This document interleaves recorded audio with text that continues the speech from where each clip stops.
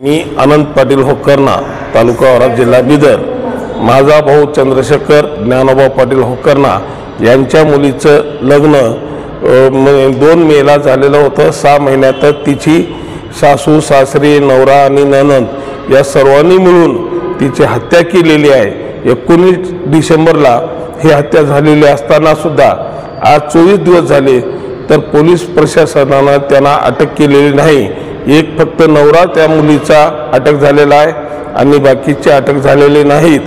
तरी प्रशासनाला माझी विनंती आहे की येत्या 4-2 दिवसामध्ये त्या फरारी आरोपीला पकडून कोर्टामध्ये दाखल करावी, अन्यथा आम्ही पोलीस ठाण्यासमोर आत्मदहनाचा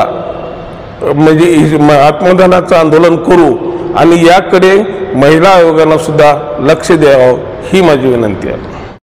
होकर्णा कर्नाटकमधला आहे। माझी मुलगी 19 डिसेंबरला मारून टाकले। प्रकाश जाधव, अभिषेक जाधव, स्वाती जाधव, पूजा पाटील ननंद चौघं मिळून तिची हत्या केली। तिचं घर माळवाडी रोडला आहे। प्रशासन 24 दिवस झाले मौत होऊन बी प्रशासन आणि अटक करत नाही। एक अटक आहे जावई, 3 फरार आहेत आणि ते प्रशासन त्यांना अटक करत नाही। महिला आयोगाने बी आमच्याकडे दखल द्यावा आणि प्रशासनाने आम्हाला न्याय द्यावा ही विनंती। 2 दिवसात नाही दिले तर आम्ही सहकुटुंब येऊन पोलीस ठाण्यासमोर आत्मदहन करता।